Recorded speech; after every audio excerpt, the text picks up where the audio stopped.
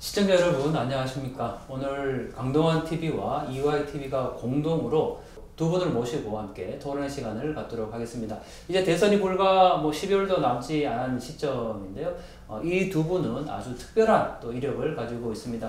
무엇보다 두 분 다 고향이 북한이라는 공통점이 있는데, 한 분은 또 평양이고 한 분은 함경북도 은덕이라는 곳이라서 같은 북한이지만 또 지역은 다르고, 그리고 한 분은 2012년에 한국에 오셨고 또 한 분은 2004년에 오신 두 분입니다. 같은 듯 다른데 이 두 분이 명확하게 다른 이유는 바로 한 분은 국민의힘에서 지금 선대위 활동을 하고 계시고 또 한 분은 바로 더불어민주당에서 일을 하고 계십니다.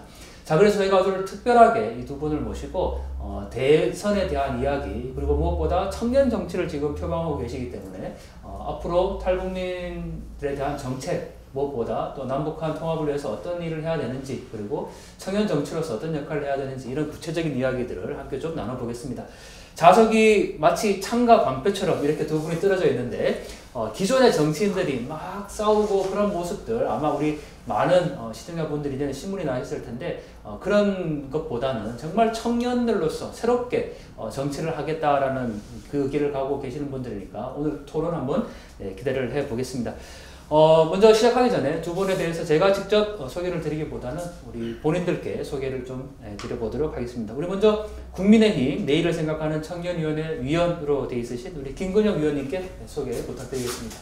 네, 안녕하십니까 시청자 여러분. 김근혁이라고 합니다. 지금 현재 국민의힘 선대위에서 내일을 생각하는 청년위원회 위원으로 활동을 하고 있습니다. 내일을 생각하는 청년위원회는 윤석열 후보 직속 청년위원회고요. 주로 하고 있는 일들은 청년 전문가들이 모여서 앞으로 대선 이후 우리나라의 경제, 정치, 국방, 안보 다양한 분야에서 청년들이 본인들의 목소리를 낼 수 있도록 정책을 제안하고 또 어떤 공약을 만들어서 후보한테 전달하는 그런 일들을 하고 있습니다. 그리고 현재는 내일을 생각하는 청년위원회뿐만이 아니라 청년본부에도 몸을 담고 있습니다. 네, 아마 우리 김근혁 의원은 많은 분들이 종편 방송에서도 많이 보였을 것 같은데요. 제가 이력을 조금만 더 소개를 해드리면 김일성 종합대학교 외국문학부를 중퇴를 할 수밖에 없었을 것 같고요. 그리고 고려대학교 정치외교과를 졸업하셨고 또 미래한국 편집위원으로 활동을 하고 계십니다. 91년도에 평양 출생이고 2012년에 한국에 오신 우리 김근혁 위원님 소개해드렸고요.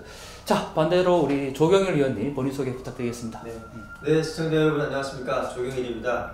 저는 현재 더불어민주당 후보 직속 평화번영위원회 산하에 2030 남북한 청년들로 구성된 미래 한 번 더 청년특별위원회를 구성해서 거기서 공동위원장을 맡아서 지금 진행을 하고 있고요. 저희 위원회는 어쨌든 기존의 통일 담론은 너무 올드하고 요즘에 청년 세대의 공감을 가질 수 없다. 그래서 청년 세대의 피부에 와닿지 않기 때문에 우리 청년 세대가 실제로 필요로 하는 이야기가 무엇인지, 우리 청년들이 어떤 것을 원하는지 그런 이야기들을 담아서 이야기하기 위해서 청년들끼리 모여서 평화와 통일, 앞으로 우리 청년들이 무슨 생각, 무슨 말을 하면 좋을까, 이런 것들을 좀 이야기하고 있는 위원회입니다. 네, 평화 통일에 대해서 또 함께 고민하는 청년위원회 일을 하고 계시는데, 역시 이력을 조금만 더 소개를 해드리면 1988년 아오지 출생이신데 얼마 전에 책도 내셨습니다. 아오지까지라는 책. 네, 책 잘 팔립니까? 잘 안 팔립니다. 네, 요즘 워낙 북한 관련된 책들을 많이 안 사시니까 아오지까지라는 책도 내셔서 이제는 조경일 작가라는 이름으로 또 활동을 하고 계셨고 2004년에 한국에 오셨어요. 2012년에 오셨고 조 작가님은 2004년에 오셨고 또 성균관대 정치외교학과를 졸업하셨고 통일코리아협동조합 이사로, 그리고 무엇보다 우리 조경일 작가님의 그 소개에서 가장 빠뜨리면 안 될 것 같은 건 전 김영춘 국회의원이시죠? 그분의 비서로 활동을 하셨고 거기 사무총장 하신 그 비서로 활동하셨다라는 거, 아마 그 이력이 있기 때문에 또 청년 정치로 지금 활동하고 계신 것이 아닌가라는 생각이 듭니다.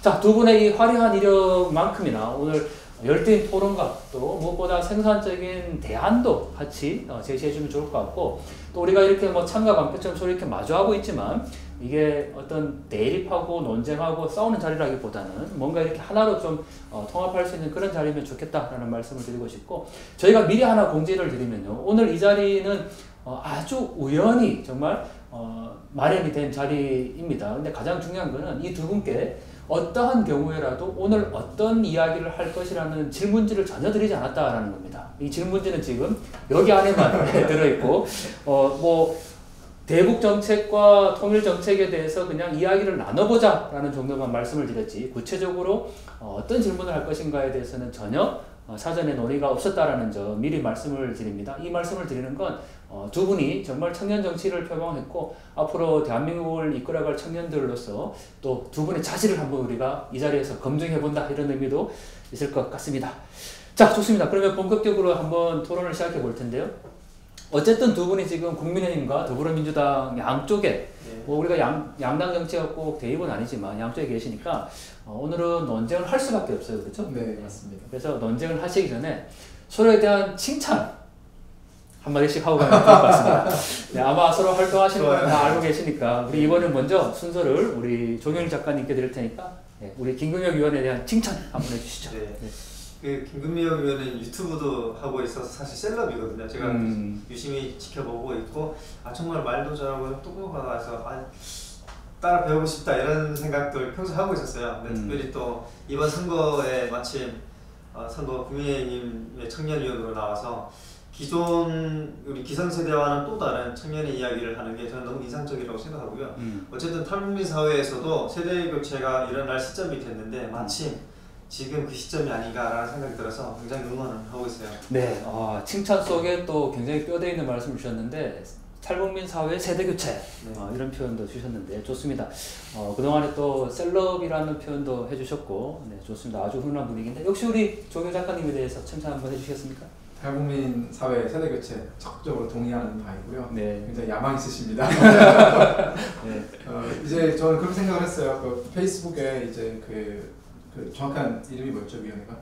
미래 한반도 청년 특위. 예. 미래 한반도 청년 특위 위원장이 되셨다라고 올리는 걸 제가 보고 정말 잘 됐다라고 생각했었습니다. 왜냐하면 한쪽에서 뭔가 날개짓을 하는 것보다는 같이 날개짓을 하는 게 좀 더 멀리 더 높이 날아갈 수 있다라고 생각이 들었고요. 그리고 지금 대선 국면이다 보니까 아무래도 양당 정치를 갈라져서 좀 싸우고 있지만 어쨌든 정치는 이 두 수레바퀴가 같이 있어야 우리 대한민국을 건강하게 나아갈 수 있다고 생각을 하고 그 속에서 탈북민들도 본인의 어떤 성향에 따라서 또 본인의 선택에 따라서 충분히 자기 역할을 수행할 수 있고 저보다 먼저 그 선에서 열심히 잘 띄워주고 계신 것 같아서 후배들한테 길을 터주신 거에 대해서 늘 감사드립니다. 네, 88년생, 91년생이시니까 아마 그리고 또 한국에 들어온 것도 거의 뭐 한 8년 정도 일찍 들어오신 거죠. 탈북 또 선배님이 되신데 두 분이 세대교체라는 말씀을 언급을 해주셨네요. 자, 뭐 세대교체, 탈북민의 세대교체 이런 표현을 주셨으니까 어차피 가장 중요한 점일 것 같은데 두 분이 양쪽의 길은 가고 있지만 결국은 청년 정치라는 길을 지금 가시고 있거든요. 그래서 본격적으로 토론을 하기 전에 청년 정치를 결심하게 된 이유 그리고 또 앞서 자연스럽게 말씀 주셨지만은 양당 정치에 대해서 좀 긍정적으로 말씀을 주신 것 같아요. 양쪽의 수레바퀴가 같이 가야 된다. 그래서 본인이 청년 정치를 하겠다고 결심한 어떤 계기, 이유 있으면 좀 말씀해 주시겠습니까? 일단은 저는 그 청년 정치라는 단어에 그렇게 동의하는 편은 아닙니다. 네, 청년이 하는 정치가 따로 있고 또 장년층이 하는 정치가 따로 있다고 생각을 하지 않고요. 정치라는 것은 결국은 누구나 다 조금씩 정치에 대해서 생각하는 바는 조금씩 다르겠지만 궁극적으로 모여지는 것은 우리나라가 좀 더 잘 살고 우리 국민이 조금 더 편안한 상태에서 행복을 누리게 만들겠다라고 하는 것이 정치의 궁극적인 목표다라고 생각했을 때 여기에 참여하는 이가 청년이든 장년이든 저는 그게 그렇게 다르지 않다라고 보고요.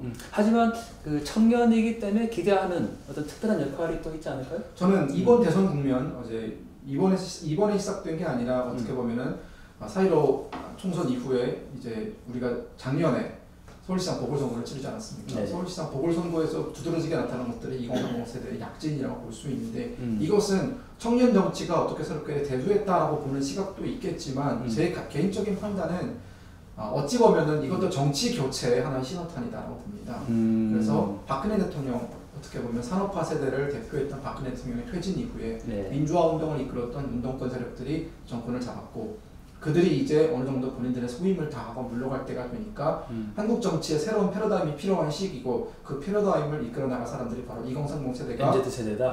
나서면서 그들이 결국은 주도권을 잡지 않았나. 그래서 이것은 네. 청년 정치라는 어떤 틀에 가둘 것이 아니라 우리의 새로운 패러다임, 우리 정치 문화의 새로운 패러다임으로 인식하는 것이 조금 더 바람직하다라고 생각합니다. 네, 사실 제가 40대이거든요. 지금 말씀하신 것처럼 산업화 세대, 그 다음에 지금 586이라고 얘기하는 그 세대, 다음 세대가 바로 제 40대인데, 네. 저희를 뛰어넘어서 이제 바로 2030으로 엘리트 세대로 가신다는 말씀, 뭐 의미 있을 것 같습니다. 자, 우리 조경일 작가님은 어떤 생각이십니까? 그 김금영 의원이 얘기했던 청년 정치에 너무 가두는 것에 동의하지 않는다라고 이야기한 것에 저는 상당히 거의 100% 동의하시는 거? 동의하고요. 아, 네네. 저는 사실 세대 교체 이런 이야기 나온 것은 청년 세대가 기회를 갖지 못했기 때문에 그런 발로에서 나온 표현이거든요. 사실 저는 세대 공존이라는 표현을 좀 더 선호를 합니다. 세대 공존? 세대 공존이죠. 말씀하셨던 것처럼 뭐 나이가 있는 장년 세대든 청년 세대든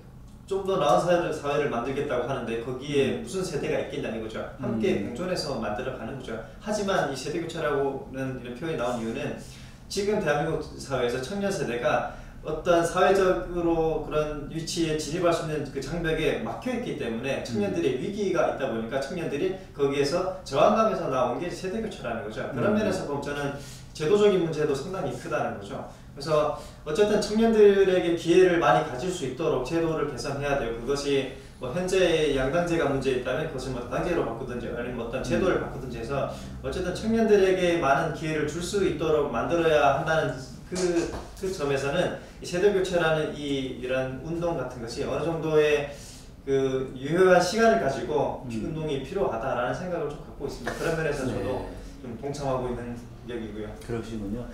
결국은 MZ세대, 기존에 공정하지 못한 진입장벽이 있었고 그것을 이제 타파하기 위해서 두 분이 정치에 뛰어들었고 활동하고 있다라는 말씀을 주셨는데 뭐 지금 분위기로 봐서는 서로 논쟁할 만한 사실은 없을 것 같아요. 아주 같이 대한민국의 정치를 한번 바꿔보자 이런 의기투합인데 근데 목적은 같지만 어쨌든 지금 가고 있는 방향은 좀 다른 것 같아요. 예. 그렇죠? 어쨌든 지금 대한민국에서 양당제라는 이 큰 두 개의 정당 속에서 다른 방향을 가고 있는데 저희가 기존의 정치 논쟁처럼 뭐 토론 방식에서 대한민국의 모든 정치를 지금 다 다룰 수는 없고 두 분의 출신이 어쨌든 고향이 북쪽 분들이시니까 뭐 꼭 탈북민이라는 이런 정체성을 부여할 필요는 없고 이 후보의 대북 정책에 대해서는 아마 가장 할 말과 또 전문성이 있을 것 같습니다. 자, 이제 자연스럽게 한번 좀 논쟁을 해보면 좋을 것 같은데요. 우리 후보의 대북 정책을 좀 평가해주고 그리고 거기에 대해서 뭐 소개도 좋고요. 일단 먼저 우리 후보, 뭐 윤석열 후보나 또 이재명 후보의 대북 정책은 이렇습니다. 라는 부분부터 조금 얘기해주면 좋을 것 같습니다. 자, 누가 먼저 해주시겠습니까? 왜냐면 먼저. 저는 할까요?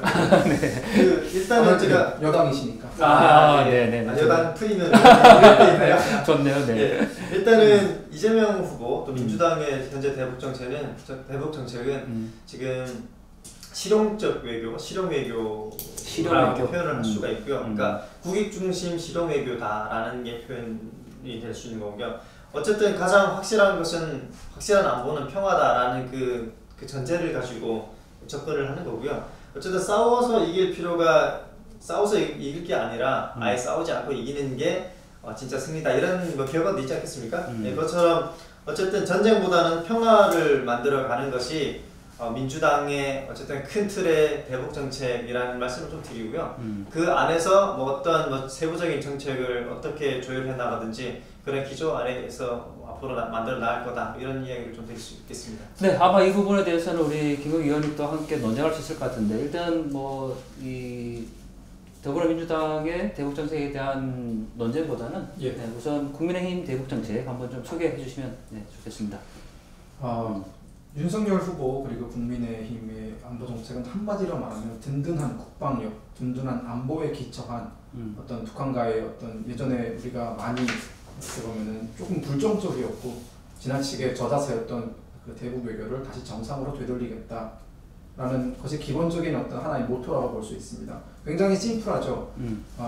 지나치게 북한에게 우리가 머리 숙일 필요가 없고 그리고 북핵 문제를 해결하는 데 있어 그리고 북한 인권 문제를 해결하는 데 있어 국제사회와 공조를 맞추고 우리가 지나치게 과거에 국제사회와 많이 동떨어져서 우리끼리 행동했던 점들이 있었고 그렇게 행동한 것들이 사실상 성과를 거두지 못했기 때문에 다시 기본으로 돌아가서 국제사회와 발을 맞추고 새로운 시각으로 대북 문제를 돌이켜보겠다라는 것이 윤석열 후보와 국민의힘의 일관된 자세라고 말씀드릴 수 있을 것 같습니다. 네, 두 진영의 이 대북 정책을 한마디로 요약하라 그러면 아마 든든한 안보 그리고 평화 또는 평화경제 이렇게 요약할 수 있을 것 같은데, 자 본격적으로 이 두 부분에 대해서 한번 서로의 입장을 좀 들어보면 좋겠는데요. 자 이거는 이제 토론이니까요. 제가 시간을 뭐 우리 대선 요즘 후보 보면은 토론 보면 뭐 주도권 다툼 뭐 이런 거 있지 않습니까? 주도권을 이번에는 처음으로 우리 조경일 위원님께 먼저 드려볼 테니까, 네, 그 자연스럽게 이 국민의힘 또는 김건희 위원님께 지금 국민의힘의 대북 정책에 대해서 공격하실 거 있으면 한번 말씀해 주시죠. 네. 이렇게 공격으로 주고. 네, 일단 주도권 3분을 네, 드려보겠습니다. 저는 뭐 편하게 좀 진행을 해보겠습니다. 네네. 일단은 든든한 안보 전 100% 동의하고요. 당연히 이제 안보가 필요합니다. 주권 국가라면 당연히 이제 강한 국방력을 전제로 한 안보가 필요하고요.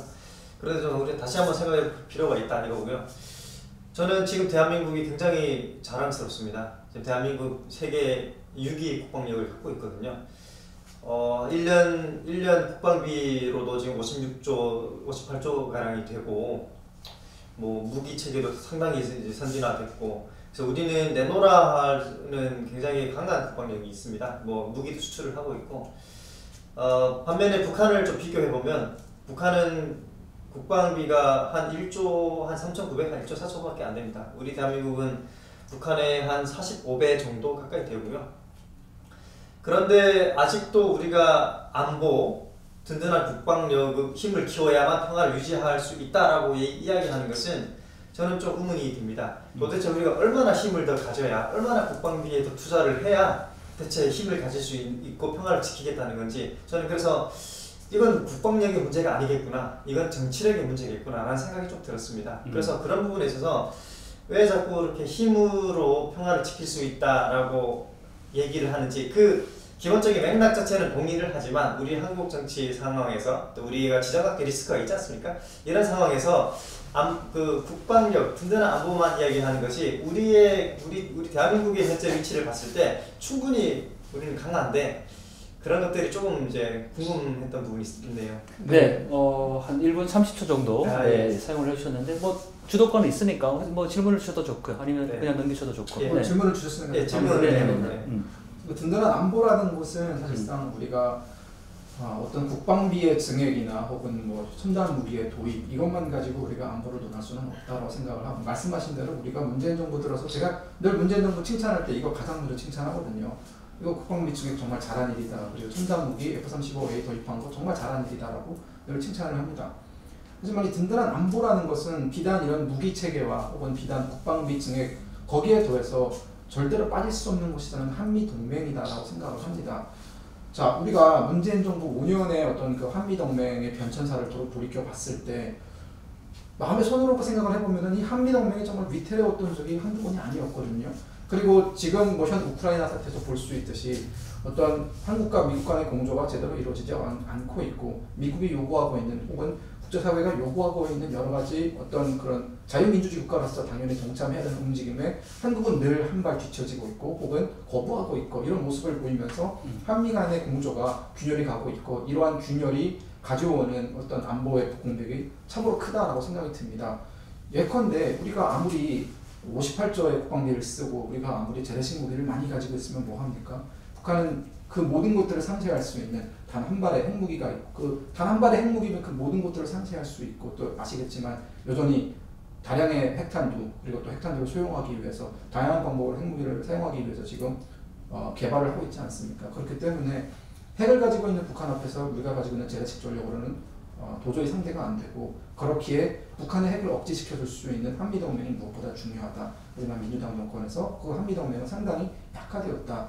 그렇기 때문에 앞으로 만약 윤석열 정부가 들어선다면 우리는 그 한미동맹을 복원하고 조금 더 한국과 또 미국과 일본 이 삼국의 공조체계를 확실하게 다져서 북핵을 좀 더 효과적으로 국민들이 불안해하지 않도록 우리가 잘 억제할 수 있는 그런 힘을 갖겠다가 주요 요지라고 말씀드릴 수 있을 것 같습니다. 네, 답변을 끝까지 들어주셨는데 뭐 여기 또 반론 있으시면. 네. 반론보다는 제가 말씀을 드리겠는데, 한미동맹이 굉장히 중요합니다. 네. 네, 한미동맹이 중요한데 문재인 정부 4년에서 한미동맹이 균열이 갔다라고 이야기하는 것은 그냥 뭐 관점의 차이일 뿐이고요. 미국도 과연 한미동맹이 균열이 같다라고 생각을 할지 그게 궁금하고요. 저는 그렇지 않다라고 생각하고요.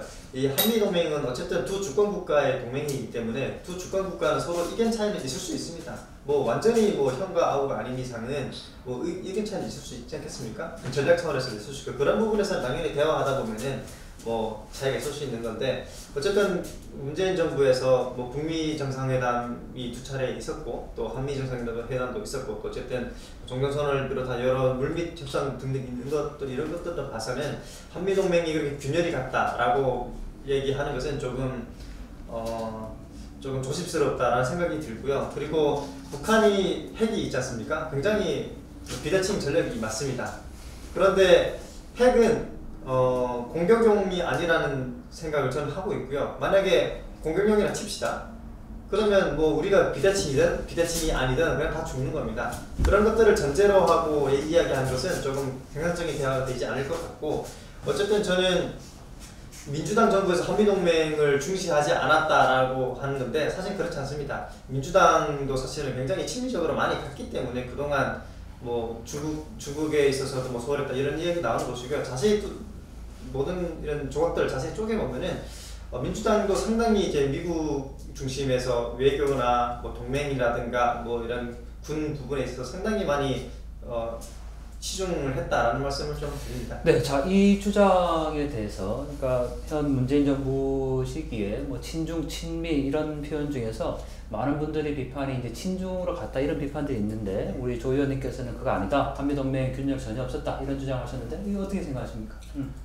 물론 민주당에 저는 그렇게 생각할 수 있다라고 보고요. 어느 정도 일리 있는 말씀도 있고 또 동맹 사이에 우리가 지나치게 미국에게 뭐 미국이 하선으로 다 할 필요 없다라는 주장에도 100% 동의합니다. 우리도 할 말이 있을 때 하고 싶은 말이 있을 때 하는 게 맞고 한미 간에 제가 뭐 저기 한미 협상에 참여하는 선배들의 얘기를 들어보면은 이명박 정권 박근혜 정권 때에도 한미 관계가 그렇게 좋을 때에도 실무 협상 테이블에서는 맨날 그렇게 싸웠다고 해요. 그렇게 이렇게 지지고 볶고 하는 것이 어떻게 보면 동맹 관계가 아닐까라고 생각을 합니다. 하지만 뭐 여러 가지 수치를 따져보았을 때 문재인 정부에서 한미 관계에 그렇게 소홀하지 않았다라고 말씀하시는데 여러 가지 수치를 따져보면은 사실상 소홀했다는 것이 드러나거든요. 가장 대표적으로 지금 현재까지 바이든 정부가 들어선 이후에 시간이 많이 지났지만 아직까지 주한 미국 대사가 임명되지 않았습니다. 아직 그 대사 대리로 있는 상황이고요. 뭐 최근에 대사를 임명한다 만다 얘기가 나오고 있지만 사실상 이것은 한미동맹이 약화됐다라는 가장 좋은 징조다, 가장 불길한 징조다라고 생각을 합니다. 만약 미국이 한국을 예전처럼 그런 어떤 본인들의 든든한 파트너, 든든한 동맹으로 생각했다면 이렇게 주한 미국 대사 임명을 이렇게까지 늦출 이유는 없었다고 생각이 들고 미 국무부에서 얘기하는 이유를 들어봐도 그렇게 합당하지는 않거든요. 물론 반드시 우리가 주한 미국 대사 언제 오시나 이렇게 기다리는 건 아닙니다. 하지만 우리가 국제정치의 흐름에서 봤을 때 이것은 사실 어떻게 보면은 비정상적인 하나의 흐름이다라고 판단을 할 수 있고요. 그리고 중국에게 친화적이지 않았다라고 말씀은 하시지만 많은 국민들은 문재인 정부가 중국에게 너무나 친화적이었다라고 생각을 합니다. 예컨대 문재인 대통령이 중국을 방문하셨을 때 했던 뭐 발언, 뭐 소국과 대국의 발언이라든가 혹은 뭐 중국의 왕이 외교부장이 우리나라에 와서 했던 여러 가지 뭐 전 만행이라고 표현을 하고 싶은데요. 만행이라든가 이런 것들을 보면서도 우리는 늘 묵인했고 또 중국이 북한을 감싸고 또 북한의 뒤에 중국이 있다는 누구나 다 아는 사실이지만 우리가 여기에 효과적으로 대응하지 못했고 중국에게 우리가 해야 되는 말들을 하지 못했다는 점들 그리고 정말 여러 가지 다양한 사례들에서 사실상 미국보다는 중국의 편을 선택했다라는 것들이 이미 드러나고 있기 때문에 사실상 그런 주장 하나로 이 사실들을 덮기에는 조금 무리가 있지 않나라고 생각을 합니다. 네, 혹시 또 다른 이 부분에 대해서 특히 계속 이렇게 네, 좋습니다. 이 부분 때문에 한 번 더 충분히 일리 있는 말씀을 하시고요. 사실 국민분들께서 상당히 많이 뭐 중국 친화적이다라는 인식을 갖고 있다고 하는데 사실 그런 것들은 언론의 프레임에 상당 부분이 영향을 있다라는 생각이 들고요. 자, 우리의 위치를 한번 보자는 거죠.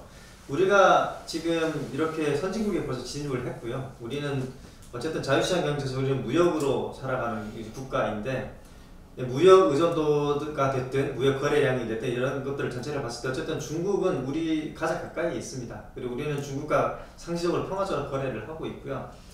어쨌든 우리 한반도의 지정학적 리스크나 이런 것들을 봤을 때 우리는 균형 외교로 살 수밖에 없다는 거죠. 그동안은 사실은 미국 중국과의 굳건한 한미동맹을 중심으로 지금까지는 냉전 체제 하에서 우리가 잘 살아왔지 않습니까?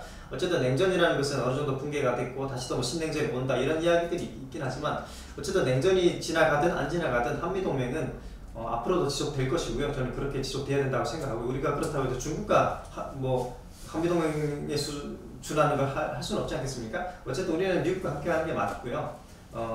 뭐 이념 체계도 그런 거고요.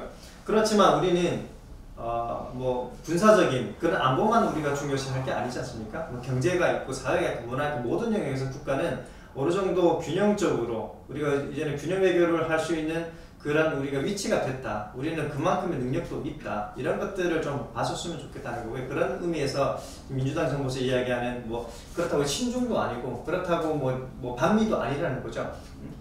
미국과도 관계를 가지되 또 중국과도 있고 뭐 러시아와도 있고 일본과도 있고 이렇게 균형적으로 우리의 위치에서 우리의 국익에 이익이 되는 외교를 하는 게 중요하다. 그런 차원에서 한번 생각을 해보시는 게 어떨까 싶습니다. 네, 한반도가 둘러싸인 이 지형적 위치를 보면요, 결국 미국과는 우리가 한미동맹이라는 군사 부분, 또 중국과는 경제 부분을 외면할 수가 없는 부분인데 두 분 이야기를 듣다 보니까 대선에 그 TV 토론을 했던 얘기가 생각이 나는데 대선 후보들에게 이런 질문을 준 적이 있죠. 대통령이 됐을 때 어느 나라를 제일 먼저 방문하겠느냐. 네. 예, 그렇죠. 이재명 후보는 지금 우리 조 의원님과 거의 같은 맥락, 국익에 따라서 뭐 적절하게 상황에 따라서 선택하겠다라고 답변하셨고, 윤석열 후보는 명확하게 미국을 먼저 가겠다. 그렇죠. 예, 얘기를 미국, 하셨는데. 일본, 중국, 북한 순위. 그렇죠. 네네네.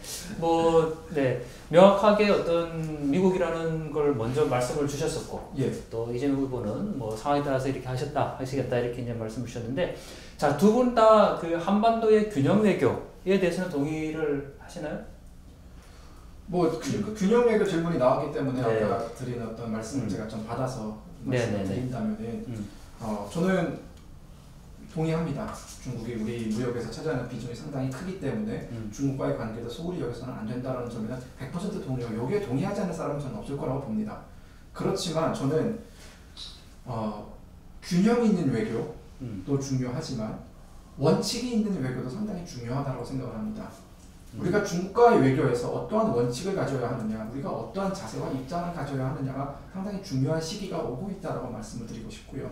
그 시기가 오고 있다고 말씀을 드리는 것은 우리가 과거 10년 전, 20년 전 장쩌민 시대와 후진타오 시대의 중국과 시진핑의 중국은 정말 판이하게 차원이 다른 국가다라고 말씀을 드리고 싶고, 물론 어느 정도 중국에 대한 인지도가 좀 있으실 거라고 보고요. 그렇기 때문에 중국이 지금 주변 국가들한테, 자신의 말을 듣지 않는 주변 국가들한테 행하고 있는 어떤 외교적인 압박이나 물리적인 압박, 경제적인 압박들을 봤을 때 과연 이것이 정상 국가가 할 수 있는 행동인가, 그리고 앞으로 G2로서 어떤 미국에 대항하는 어떤 미국과 세력 조리를 놓고 다투고 있는 한 국가가 보여줄 수 있는 그런 책임인가라고 따져봤을 때는 저는 결코 아니다라고 생각이 듭니다. 그러면은 우리는 장기적인 안보의 관점에서는 과연 중국과 이런 식으로 미러 관계를 유지하는 게 우리한테 이득이 될까라는 판단을 했을 때 저는 결코 아니다라는 생각이 들었고요. 사드 사태를 통해서 잘 아셨듯이 사실 사드라는 것이 중국의 안보에 그렇게 크게 위협이 되지 않는다라고 보지만 중국은 그걸 꼬투리 삼아서 한국에게 정말 많은 피해를 끼쳤죠. 우리는 거기서 좀 배우는 게 있어야 된다고 생각을 합니다. 예컨대 우리가 만약 미국에게 그런 식으로 되돌았다고 했을 때 미국이 과연 우리한테 그런 제재를 했을까? 사실 미국은 한 번도 우리한테 그런 중국의 수준에 능하는 그런 제재를 가한 적이 없고, 오히려 미국이 피해를 보면 받지 동맹국의 이익을 최대한 들어주는 입장이고, 그게 자유민주주의 국가들 사이의 동맹이라 말할 수 있고, 시진핑이 1인 독재자가 된 어떤 중국의 상황에서는 그런 것이 어떤 중국식 민주주의, 중국식 국제 질서의 하나의 중요한 원칙이기 때문에 자신들 말을 듣지 않는 나라들에게는 내가 이런 식으로 보복을 가하겠다. 과연 그런 어떤 틀이 굳어지게 된다면 우리는 늘 중국의 말을 들을 수밖에 없는 처지가 될 것이고, 그렇다면은 이 모든 것들을 종합적으로 봤을 때 과연 우리가 무역 루트를 다변화한다든가, 동남아시아 시장을 뚫는다든가, 인도로 진출한다든가 이런 여러 가지 방법을 통해서 중국에 대한 의존도를 맞추는 게 옳은 선택이고 옳은 접근 방법이지, 중국에게 우리가 너무 많이 묶여 있으니까 중국의 말을 들어야 한다라고 하는 것은 결국은 우리 안보를 지키지 않겠다라는 뜻으로 들릴 수밖에 없다. 이런 우려를 좀 포함하고 싶습니다. 네, 좋습니다. 쉽지 않은 문제죠. 세계 공장이라고 얘기하는 중국의 경제 그늘 안에서 우리가 어떻게 또 벗어날 수 있을까? 지금은 무역 다변화 이런 여러 가지 또 대안도 주셨지만 또 현실적으로 보면 쉽지는 않을 것 같다라는 생각이 들고 뭐 자연스럽게 이제 안보에 대한 이야기를 하다 보니까 우리 사드, 한미동맹 또 핵 문제까지 얘기를 했는데 뭐 기존의 정치나 또 대북 정책 토론할 때는 항상 뭐 북핵 문제 어떻게 해결할 것인가 이런 논의 많이 하는데 우리 그런 거는 좀 지양하면 좋을 것 같아요. 왜냐하면 뭐 당연히 뭐 북한에 지금 또 논쟁하다 보면은 북한의 핵이 공격력이냐 협상력이냐 이렇게 얘기할 거고 이렇게 보면 또 그 기존의 기성세대 정치 논쟁과 별반 다르지 않을 거라는 생각이 들어서 이번에는 그 주도권을 우리 김경희 위원님께 드릴 테니까 한 평화경제 이 부분에 대해서 그러니까 우리 조 의원님이 지금 국민의힘의 든든한 안보 여기에 대해서 이제 반론을 좀 주셨다면 반대로 이 평화경제에 대한 부분들을 가지고 조금 얘기를 나눠보면 좋을 것 같습니다. 네, 3분 역시 드려보겠습니다. 그 평화경제라고 했을 때 그 혹시 개념이 뭐 개성공단이나 뭐 저기 금강산 관광 같은 그런 것일까요? 그 포괄해서 아마 네, 그런 거죠. 네. 그렇다면 뭐 간단하게 질문 하나 드리면서 시작을 해볼까 하는데 개성공단 재개 그리고 금강산 관광 재개에 대해서 민주당 혹은 작가님 개인적으로는 어떤 입장이신지 궁금합니다. 저는 남북관계가 개선이 된다면 개성공단은 당연히 열어야 되고요. 개성공단 여는 것에 멈추지 않고 개성에도 만들고 뭐 다시 원산에도 만들고 뭐 나진에도 만들고 저는 북한의 전국적으로 저는 그런 공단을 확대하는 것이 저는 북한 사회를 궁극적으로 변화시키는 뭐 궁극기가 될 거다라는 생각을 좀 갖고 있습니다. 일단 개성공단이 운영이 중단되고 네. 금강산 관광 운영이 중단된 기본적인 원인이 뭐라고 보십니까? 그러면? 뭐 그건 당연히 이제 정치적인 이유들인데 뭐 우리 입장에서는 뭐 개성공단이 북한에서 일방적으로 뭐 미사일을 쏘고 핵실험도 하고 하다 보니까 그때 박근혜 정부에서 그냥 뭐 한마디로 그냥 단절시켜 버렸다는 말이죠. 예. 어쨌든 북한은 당연히 원인이 있습니다. 근데 원인이 북한에 있기 때문에 뭐 개성공단이 앞으로 안 되고 이런 건 아니지 않습니까? 정치적인 대화들은 앞으로 우리가 남북 간에 어떻게 협상하느냐에 따라 다 만들어가는 거고 어쨌든 개성공단이 북한 사회에 어떤 영향을 주느냐 북한 사회를 변화시킬 것이냐 그리고 개성공단이 어쨌든 우리에게도 이익이 되면서 북한 사회에도 변화를 가져올 것이냐 사실 저는 이게 중요하다고 생각하거든요. 그래서 그런 그 생각과 방향을 가지고 대화를 한다면 우리는 어느 정도 당연히 충분히 조율을 해서 진행을 할 수 있다고 생각합니다. 말씀드린 부분에 대해서 저도 일각은 동의를 하지만 어디까지나 그것은 우리가 만약 이렇게 되었을 때 A라는 것이 실현이 되었을 때 나올 수 있는 B라는 희망사항에 불과하다고 생각을 하고 현실로 돌아와서 이 문제를 지켜봤을 때 이 평화경제라는 것은 사실 말이 평화경제 북한에 대한 지원으로 해석이 되는 경우가 굉장히 많았고요. 지난 어쩔 수 없이 문재인 정부 편할 수밖에 없는데 지난 문재인 정부 5년간 시도했던 수많은 어떤 평화경제의 시도들 그리고 남북 경협의 시도들 그런 것들이 과연 어떤 결과를 맞았나 북한이 변했나? 라고 우리가 봤을 때 북한이 변했죠. 우리에게 좀 더 적대적인 방향으로 변했다 라는 답을 얻었고요. 이러한 것은 단지 우리가 문재인 정부에서만 있었던 일이 아니라 이런 평화경제가 가장 활성화되었던 시기 김대중 노무현 정부 그 10년의 그 햇볕정책 시절에도 사실상 우리가 원하는 결과물을 얼만큼 얻어냈냐 그 지표상으로 들여다봤을 때 북한은 2006년에 핵실험을 진행을 했고 또 2008년 박원자 씨를 피살했고 등 여러 가지의 어떤 대형 특대형 도발을 통해서 우리가 하고자 하는 그 평화의지, 평화경제에 찬물을 끼얹었단 말이죠.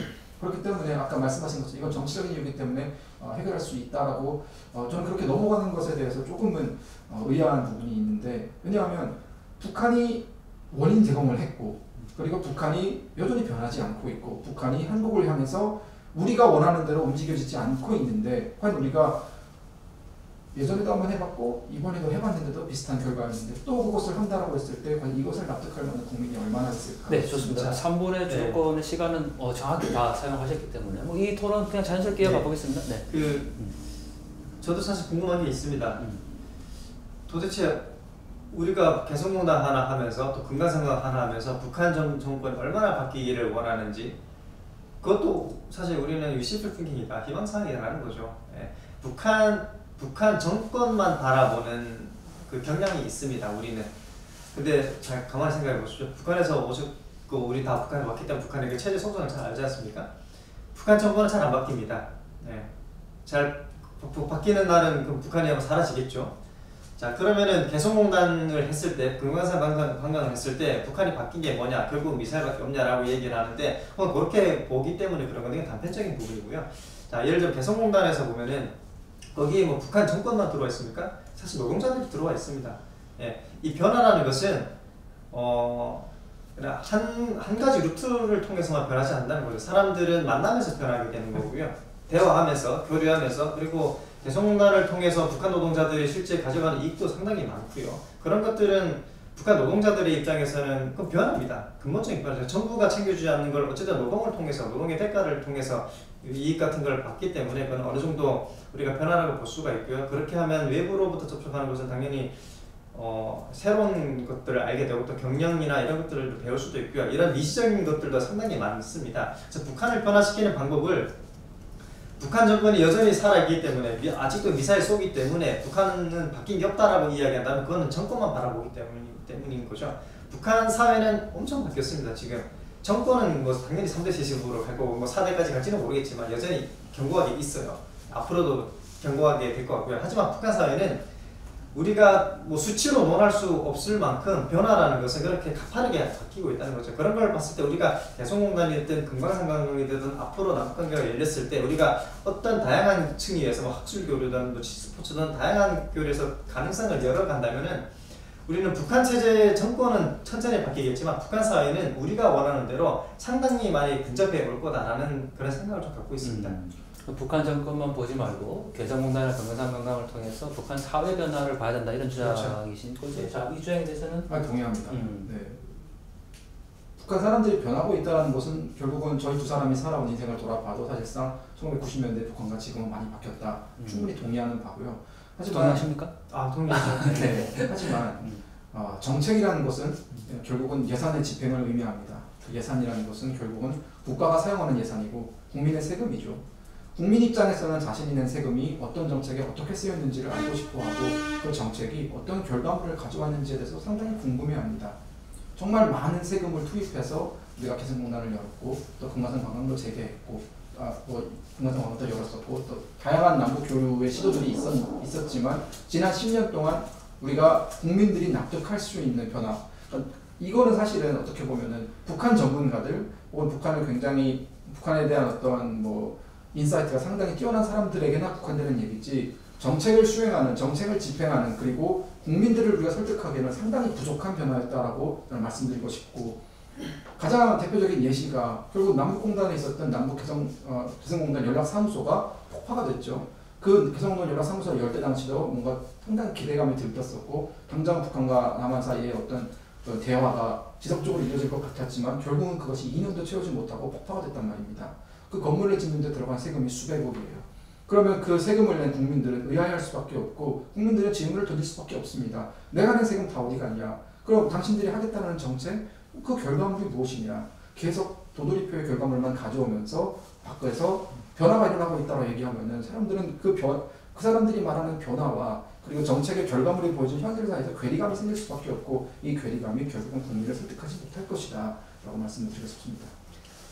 네, 그 북한에서 연락사무소를 폭파했는데 그건 당연히 이제 북한에서 잘못한 거죠. 네, 그래서는 안 되는 거고 우리에게는 분명히 손해가 있습니다. 하지만 이렇게 좀 바라볼 필요가 있습니다. 우리가 북한과의 그런 대화나 교류를 통해서 국민들의 세금이 맞죠. 그런 것들을 통해서 국민들에게 무슨 이익이 있느냐라고 바라보는 것은 너무 수치만 보는 것 같고요. 우리가 북한과의 교류와 대화를 하지 않음으로써 우리가 지불하는 비용이 사실 상당히 많습니다.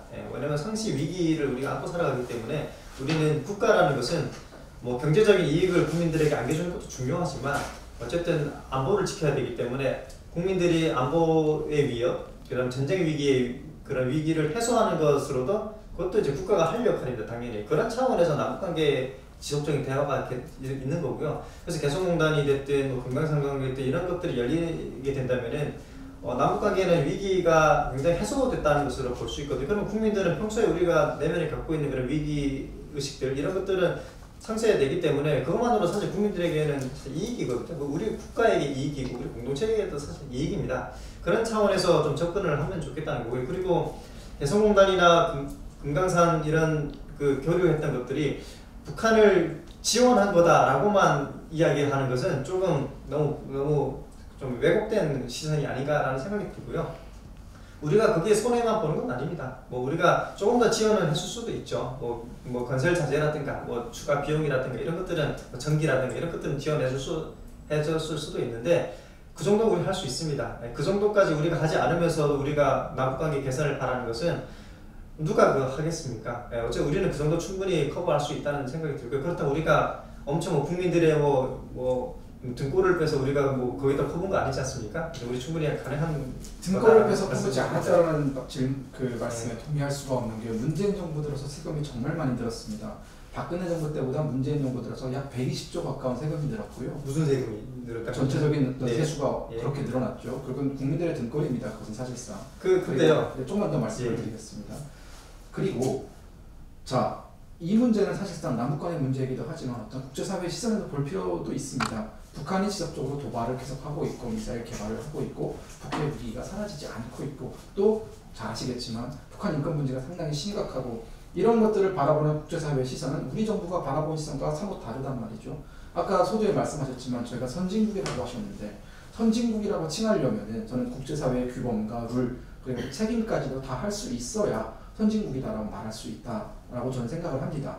그렇다면 우리가 정말 선진국이라고 말할 수 있느냐? 국제사회가 북한을 바라보는 시선과 우리 정부가 북한을 바라보는 시선이 이의도 다르고 국제사회가 북한을 압박하려고 할 때 우리가 그 압박을 무시하고 그들한테 살 길을 열어주거나 혹은 그들한테 경제적인 물론 그 경제적인 지원이 소수였다고 말씀하시지만 어쨌든 그 소수의 경제적인 지원이라도 상징성과 가치성이 있기 때문에 그런 지원이 간다고 했을 때 국제사회가 대한민국을 어떤 시각으로 바라볼까? 아까 한미동맹의 약화도 사실 그런 부분에서 나왔던 말씀이고요.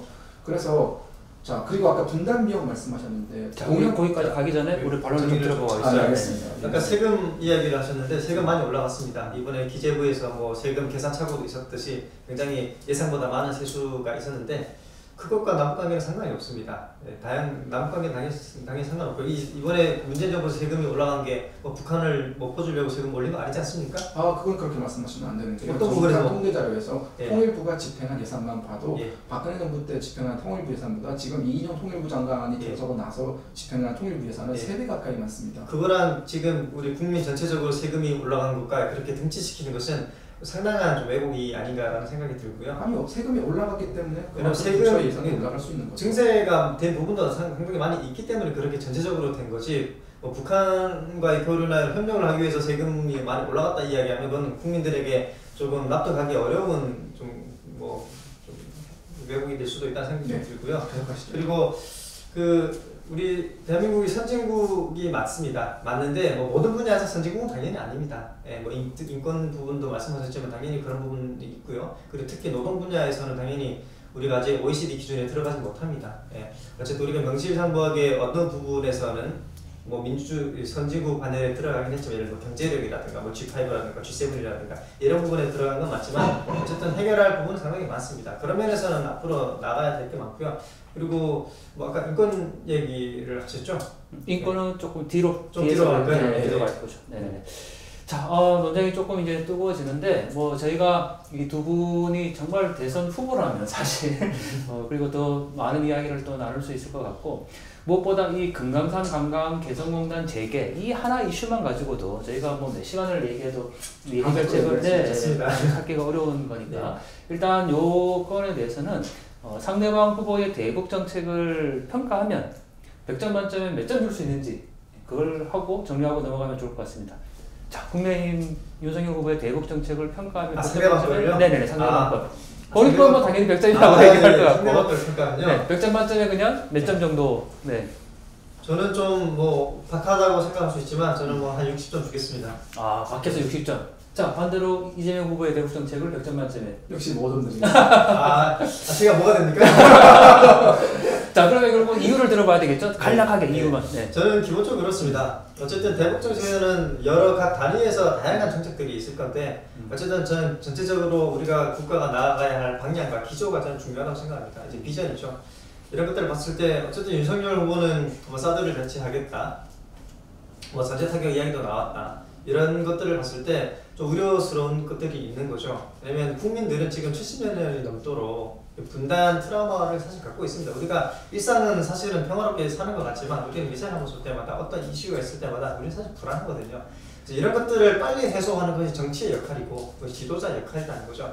그런데 어쨌든 아직까지 힘으로만 북한을 이길 수 있다라고 뭐 이야기를 하는 것을 보면은 조금 시대에 지난 이야기가 아닌가. 우리는 지금도 충분히 힘이 있다. 우리는 그 권력이 아니라 우리는 국방력이나 어떤 그런 문제가 아니라 우리는 정치력을 발휘해서 어쨌든 뭐 한미동맹을 강화하든지 뭐 미국을 어떻게 더 설득을 하든지 아니면 중국을 설득하든지 북한을 설득하든지 해서 우리는 정치력을 발휘해서 어쨌든 외교적으로 우리는 풀어나가야 할 상황인데 우리가 언제까지 뭐 사드를 배치할 건가? 그럼 사드를 배치하고 또 2차, 3차 계속 배치할 건가? 그러면 어떻게 할 건가? 언제까지 할 건가? 이런 것들이 있는 거죠. 그래서 이런 것들을 좀 국민들이 우려스럽지 않게, 걱정하지 않게 조금 다양한 가능성, 더 이상 38 그 휴전선에 머물러 있지 않게 우리가 그 민통수도 좀 해체하고 거기서 우리가 뭐 공단도 하나 만들 수 있고 우리가 이런 사실 가능성은 만나면은 만들어집니다. 그런 가능성을 그런 비전을 좀 지도자는 만들어줬으면 좋겠는데. 그게 아니라 반대로 좀 가는 것 같아서 그런 부분이 좀 우려스러운 부분이 있는 겁니다. 네, 사드 문제 또 선제 타격 그리고 만남을 지금 적극적으로 또 하고 있지 못하다 이런 점에서 60점 주신 거죠? 네, 좋습니다. 자, 반대로 65점 주신 이유. 요 의견에서 한 문장으로 반론을 드릴 수 있습니다. 네, 뭐 짧게. 예, 아주 짧게 될 수 있죠. 네네. 그 모든 미사일 발사와 핵실험들이 사실상 문재인 정부에서 대북 정책, 유화 정책을 추진했던 문재인 정부에서 대부분 진행이 되었다라는 점을 상기시켜드리고 싶습니다. 그리고 자 65점을 준 이유에 대해서 설명을 해드리면요, 저는 이재명 후보가 물론 선거 기간이기 때문에 그런 말씀을 하시는지 모르겠지만 문재인 정부가 조금 다른 결을 가고 있다는 점에 대해서는 저는 분명히 우리가 평가를 할 부분이다라고 생각이 들고요. 또 이재명 후보도 그랬죠. 문재인 정부가 지나치게 북한에게 유화적인 태도를 보였기 때문에 본인은 대통령이 된다면 북한에게 할 말은 하겠다라고 하는 그런 태도가 사실상 건강한 대북 관계를 이끌어낼 수 있다는 점에서 저는 이재명 후보는 그래도 문재인 대통령보다는 높은 대북점 주고 좀 문재인 대통령 30점 주거든요. 예. 네네네. 문재인 대통령 꽤 높게 드렸습니다. 30점. 네. 후하게 네, 좋습니다. 양 후보의 대북 정책에 대해서 그리고 뭐 전반적인 어떤 이 남북 관계 문제까지 짚어봤는데, 자 다음 이슈로 저희가 넘어가기 전에 요 질문 하나 하고 분위기를 좀 바꾸면 좋을 것 같은데, 상대방 후보, 대선 후보죠. 예를 들면 윤석열은 네, 죄송합니다. 윤석열은 땡땡땡이다. 예. 이재명은 땡땡땡이다. 뭐 이거는 곁에서 본인들이 후보를 받는 경험도 좋을 것 같고, 또 지금 선대위에 서로 계시니까 우리 후보에 대해서 서로가 뭐 자랑을 하시거나 또 국민들에게 어필을 하셔도 좋은데, 본인들이 생각했을 때 윤석열은 땡땡땡이다, 이재명은 땡땡땡이다. 네, 그거 한번 하고 가면 좋겠습니다. 자, 시간을 조금 드릴까요? 네. 바로 나올 수 있습니다. 바로 하시죠. 네. 아, 그런가요? 역시 청년정치 다른데요? 만약에 저에게 윤석열은 땡땡땡이다, 이재명은 땡땡땡이다 이런 질문을 제가 받았다면 저는 대답하기 어려울 것 같습니다. 자, 그러면 우리 조경일 위원님부터 이재명은 땡땡땡이다. 저는 이재명은 가능성이다. 이렇게 이재명은 가능성이다. 예. 네. 이유를 설명드릴게요. 네네, 짧게. 네. 어쨌든 뭐 공약에서도 나왔고 이재명 후보의 삶에서도 봤듯이 어쨌든 이재명 후보는 정치적으로 정책적으로 가능성을 만들 수 있다라고 저는 생각합니다. 다양한 정치적 분야에서 뭐 남북관계에서도 그렇고 그래서 가능성을 만들 수 있다고 기대가 되기 때문에 국민들이 뭐 이렇게 많이 지지하는 것 같다는 생각이 듭니다. 네, 이재명은 가능성이다 라는 말씀을 주셨네요. 자, 윤석열은 땡땡땡이다. 윤석열은 새로운 변화다라고 말씀을 드리겠습니다. 윤석열은 새로운 변화다. 네, 후보님을 가까이에서 뵙고 말씀을 나눠보면은요, 기존에 우리가 여의도에서 만나는 그 정치인들과는 굉장히 다른 모습을 볼 수 있습니다. 어떤 뭐 잘 아시겠지만 굉장히 추상적인 언어가 있고요, 그들만의 사용되는 추상적인 언어가 있고 전혀 감동을 느끼지 못하는 그런 어떤 말들이 오고 가는 게 바로 여의도인데, 후보님을 뵀을 때는 정말 동네 푸근한 아저씨 같은 느낌도 있었고요. 그리고 또 본인의 정책이나 이런 것들을 얘기할 때는 기존의 여의도 정치권에서는 지적하지 못하는 부분에 대해서 굉장히 솔직하고 과감하게 그 문제를 드러내고 그 문제에 대해서 진단을 내리기를 좋아하십니다. 그래서 이슈가 되는 것도 많았고요, 논란된 것도 많았지만 결국 이 모든 논란과 이슈를 만들어내는 것은 하나의 새로운 현상이기 때문에 기존의 여의도 정치인들이 피하려고 했던 이슈에 대해서 가감없이 칼을 들이대고 가감없이 본인의 의견을 내놓는 거에 대해서 우리 2030 세대가 상당히 닮아있다라는 생각을 합니다. 네, 좋습니다. 가능성과 새로운 변화. 자, 이 방송을 우리 두 대선 후보들께서 보고 계신다면 누가 당선이 되든 대한민국을 꼭 가능성과 그리고 새로운 변화로 이끌어주면 좋겠다라는 부탁을 드리고 싶네요. 자, 다음 이슈로 한번 넘어가 볼까요? 예. 두 분의 출신이 북한이지 않습니까? 네. 뭐 그것은 우리가 저는 고향이 이제 경상북도 봉화라는 곳인데 뭐 봉화 마을이 아니고요. 경북 봉화라고 있는 곳인데 두 분은 고향이 한 분은 평양, 예. 또 한 분은 함경북도 경흥, 은덕이라고도 하죠? 제 이전 이름은 은덕입니다. 언덕이죠. 자, 그러면 결국은 이 북한이 이제 고향이신데 북한 인권 문제에 대해서 얘기를 하지 않을 수가 없을 것 같아요. 뭐 북한에서는 최근에 그 반동 사회 문화 매개법이라는 걸 만들었고 또 국내에서는 대북 전단 금지법이라는 것도 만들었는데 이 두 법안이 또 굉장히 또 상충하고 있는 부분도 있고 또 굉장히 또 어떻게 보면은 결을 같이 한다라는 비판도 받고 있는데 자, 북한 인권 문제, 뭐 여러 가지 우리가 국제사회에서 이야기하는 그런 북한 인권 문제도 물론 필요하겠지만 일단 이 대북 전단 금지법, 반동상 문화배법 뭐 북한이 만들었으니까 거기에 대해서 저희가 토론하긴 그렇고 대북 전단 금지법에 대해서 조금 얘기를 하면서 자연스럽게 북한 인권에 대해서 우리가 어떻게 가야 된다 이런 이야기를 해보면 네, 좋겠네요. 자, 앞서 제가 조경 의원님께 먼저 질문을 드렸으니까 이번에는 반대로 네, 김 의원님께 질문을 드려볼게요. 대북전단 금지법 어떻게 생각하시는지 한번 또 소견을 밝혀주시죠.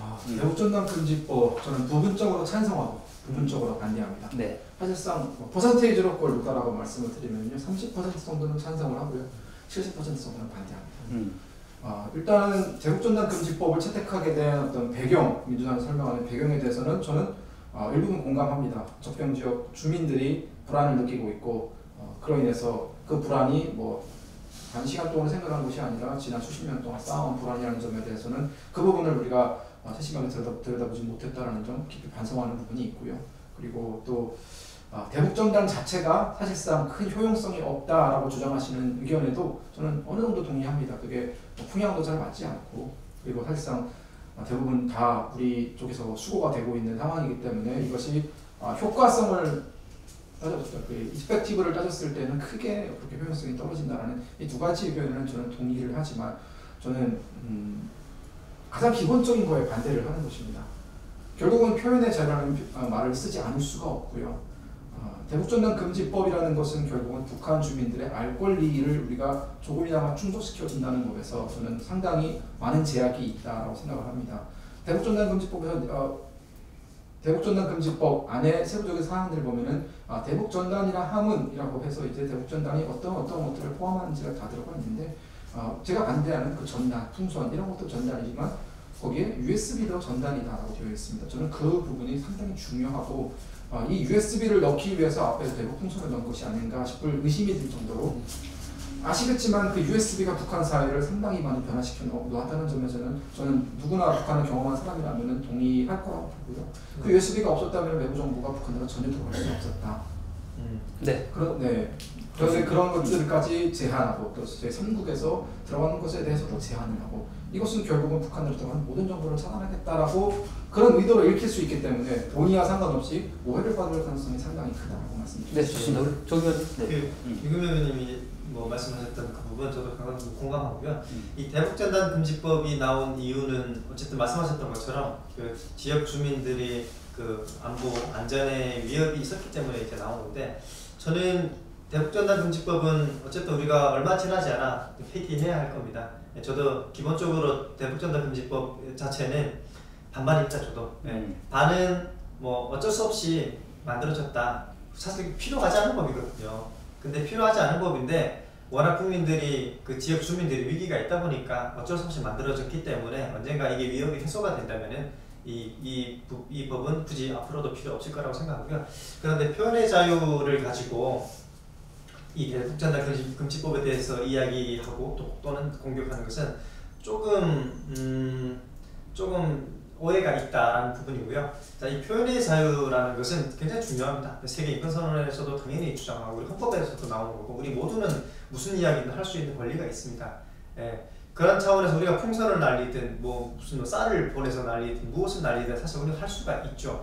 다만 우리의 그 표현의 자유로 인해서 다른 누군가가 피해를 본다면은 그것은 제한하는 것이 맞습니다. 왜냐면 아무리 뭐 민주사회에서 자기 자유가 있다고 해도 그 자유에는 책임이 따라야 한다는 거죠. 예. 나는 던지고 풍선을 뿌리고 또 집으로 가면 뭐 끝이겠지만 그 남아있는 지역 지역 현장에 남아있는 사람들은 거기서 쭉 살아가는 사람들이란 말이죠. 그리고 2014년에 연천에서 고사총도 썼단 말이죠. 이런 것들을 봤을 때 표현의 자유는 어느 정도 우리가 헌법 안에서 보장을 하되 이 대북전단에 한해서 위협이 있으니까 이것은 제한하는 게 맞다는 거죠. 북한 주민들의 알 권리 당연히 중요합니다. 북한사를 굉장히 많이 바꿨고요. 한류를 연구하셨고 저도 한류에 대해서 많이 공부를 했었는데 한류가 북한사를 굉장히 많이 바꿨습니다. 그런 차원에서 북한에 이런 한류를 보내는 것은 굉장히 효과가 있습니다. 그런데 이 대북전단이라는 수단 자체에 대해서는 의문을 다시 던질 수가 있고요. 우리가 그 한류를 보내는 방법이 전단밖에 없는 건 사실 아니거든요. 우리가 시도하고 노력을 하면 다양한 방법으로 보낼 수도 있습니다. 그런 부분에서는 단지 북한 주민들의 알 권리를 위해서 우리 표현의 자유를 뭐 제한한다. 이건 조금 순서가 맞지 않고요. 알 권리가 중요하냐? 그러면은 안전할 권리는 중요하지 않냐? 이런 것들인 거죠. 사실 이거는 뭐 닭이냐, 뭐 달걀이냐 이거일 수도 있는데 이건 저는 가까이 있는 우리 국민들이 먼저다라는 거죠. 그리고 우리가 충분히 정책적으로 논의를 하면은 우리가 북한에 뭐 한류 그런 데이터나 정보들을 보내는 게 목적이라면은 전단 아니고도 우리는 충분히 가능합니다. 네, 알 권리와 안전할 권리의 사이의 충돌인데 어떻게 보시는지. 네. 조금 민주당 분들한테는 좀 아픈 지적이 될 수도 있는데 그런 부분을 좀 드리고자 합니다. 지금부터 적병지역 주민들의 안전 때문에 어쩔 수 없이 이 법을 제정하게 됐다는 것이 당시 민주당에서 이 법을 제정하면서 내세웠던 가장 큰 근거였습니다. 그러면서 아까 말씀하신 것처럼 국가 안보와 주민의 안전을 위해서 표현의 자유는 제한될 수 있다고 말씀을 하셨죠. 동의합니다. 표현의 자유는 무궁무진한 것이 아니라 누군가에 피해를 준다면 그것은 당연히 제압되어야 되는 것이 맞고요. 그것은 굉장히 상식적인 일입니다. 하지만 전체적인 흐름을 놓고 봤을 때 이 법안이 나온 배경과 이 법안이 나오기 직전에 어떤 일이 있었는지에 대해서 우리가 그 흐름을 따라가 본다면은 이 법안이 왜 비판받는지에 대해서 자명히 드러나게 되는데요. 혹시 이 법이 언제 처음 발의가 되는지 아십니까? 말씀해 주시죠. 이 2008년에 네. 박주선 의원이 제일 처음으로 이걸 발의를 했어요. 네. 그러니까 2008년부터 이 법안은 나왔던 얘기라는 거죠. 그렇다면은 만약 그때 당시 만약 정말 이런 또 적정지역 주민들의 안전이 정말 심각하게 위협을 받고 그로 인해서 국가 안보에 저희가 발생한다면 그때 막았어야 되는 것이 맞는 겁니다. 하지만 그때 이후로 민주당도 사실상 여기에 큰 관심을 보이지 않았었고요. 그리고 당연히 국민의힘도 관심을 보이지 않았겠죠. 하지만 이런 어떤 지지부진한 논의 상황이 쭉 진행되다가 이게 갑자기 그 물살을 타게 된 것이 결국은 김여정의 어떤 담화문 이후라고 모든 국민들은 보고 있습니다. 김여정 당시 뭐 직책적으로 어떻게 불러야 될지 모르겠지만 그냥 김여정이라고 볼게요. 김여정이 대북전단 이건 판문점 회담 정신에 어긋난다라고 하면서 정말 크게 화를 내고 홍종걸 향해서 당장 어떤 마땅한 대책을 세우지 않으면 큰 화를 당하게 될 것이라고 대놓고 협박을 했죠. 그 간담회가 있은 4시간 뒤에 통일부에서 긴급 브리핑을 잡고 이 법안에 대한 법률적인 검토도 마치지 않은 상태에서 즉 통일부 내에서 내부 논의도 마치지 않았는데 브리핑부터 했단 말이에요. 이것에 대해서 우리는 법리적으로 검토하고 있다. 그래놓고 인터뷰를 해버리고 나서 와서 야 빨리 이거 해봐라고 얘기하는 것 그 자체가 굉장히 코미디였다. 정말 민주당이 정말 문재인 정부가 접경지역 주민들의 안전을 최우선시로 생각을 했다면 2017년 5월 당선됐을 때부터 사실은 이게 문제의 테이블에 올라왔어야 되는 겁니다. 하지만 당선이 된 이후에도 3년 동안 아무 얘기가 없다가 북한이 득달같이 화를 내니까 그제서야 이 문제를 마치 접경지역에 커다란 안전 문제가 있는 것처럼 과대포장해서 사람들에게 얘기하고 그 법안을 만들었다는 점에 대해서 국제사회가 지적을 하고 있는 것이고 우리 국민의힘이 지적을 하고 있는 것입니다. 네, 그 부분에 대해서 제가 좀 말씀을 드릴게요. 그 뭐 2008년에도 박주선이 얘기했다고 하는데 뭐 그렇겠죠. 자, 근데 중요한 건 있습니다. 이게 뭐 위기라는 것은 상시가 있을 수도 있고 어느 순간에는 더 큰 위기가 있을 수도 있지 않겠습니까? 근데 2014년에 연천에서 북한이 고사총을 쐈습니다, 실제로. 그러니까 우리 연천 지역 주민들의 터밭은 이쪽에 떨어졌고요. 그렇게 한번 위기가 있었고요. 그리고 지난번 그 위기가 있었을 때 그 일부 단체에서 대북전단을 뿌리겠다고 이제 기자회견을 자처하고 그 지역에 들어간 거죠. 그때 지역 주민들이 나와서 길을 막아서 뿌리지 못하게 막았었습니다. 그건 뭐 정부가 나서서 못하게 한 것도 아니고요. 왜냐면 지역 주민들의 이익이거든요. 네. 그래서 그때 경찰도 이렇게 그 단체들이 들어가지 못하게 막았었고요. 그때 그 단체들이 하던 이야기가 저는 굉장히 충격적으로 기억이 나는데 그 주민들을 빨갱이로 몰더라고요. 네? 이 주사파 빨갱이로 몰고 그러니까 해당 주최 측에서 주민들을 주최 측에서 그 주민들을 빨갱이라고 이제 막 손가락질하고 또 그 거기서 있는 그 길거리를 막고 있는 그 경찰들이죠. 그들을 차로 밀어버리라라고 이런 이야기도 하는 거 보면서 이게 과연 인권인가라는 그 심각한 의문이 들더라고요. 그러면서 막 기자회견 나니까 사회적으로 이슈가 됐던 거죠. 사실 기자회견 하지 않고 조용히 가서 뿌렸으면 크게 이슈가 되지는 않았었을 겁니다. 이 풍선단체가 사실 옛날부터 그렇게 뿌려왔었거든요. 조용히. 실제로 조용히 진짜 자기 몫을 충분히 하고 있는 훌륭한 분들이 많이 계십니다.